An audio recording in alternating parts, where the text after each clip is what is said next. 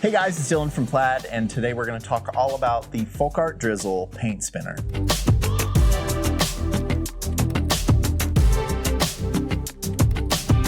Fluid art is a great way to express yourself and have fun. But before we get started, you want to make sure that you are protecting your workspace, your clothing, and covering anything that you don't want paint to get on.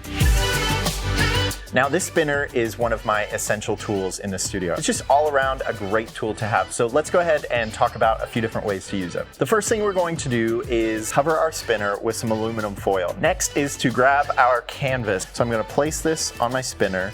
And for this technique, we're going to be adding a base color and spreading it all on top of my canvas. So we are going to be putting bands of color in a semicircle on one edge of the canvas, and then we're gonna grab the hairdryer and blow that paint outward to kind of create a sunflower or just kind of a flower effect. All right, now I love how that turns out. It almost looks like a starburst or a flower. There are so many possibilities, and I encourage you to explore with this one. For this next pour, we're going to be using one of our shaped cups. Now this is the flower shape. Before I put any paint on the canvas, I'm going to mix all 5 of my colors with silicones. So I'm gonna mix these thoroughly, and then we're gonna spread this white metallic onto the surface of our canvas. And then I'm going to set my cup down, and we're gonna start filling our cup.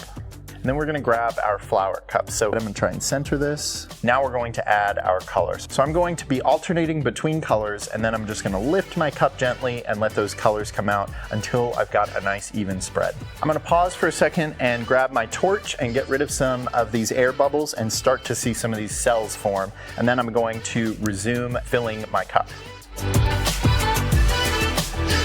Now I'm going to lift the cup, spin it on the spinner, and then we're going to separate that design. I'm gonna add some final touches using one of my wooden stir sticks.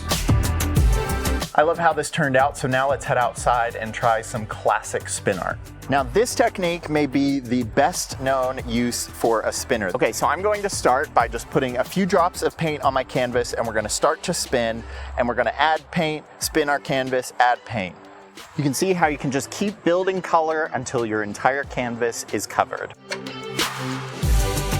I love the way this turned out. You can see we've got so many different bright, vibrant colors, and they're all staying separate. They blend just a tiny bit, but you're gonna see all of those colors stay nice and separate. So you can see just how versatile the paint spinner is. You can use it outside, you can use it in your studio just to maneuver things around. It's a great all-around workstation. Find these projects and more ideas, visit plaidonline.com/drizzle.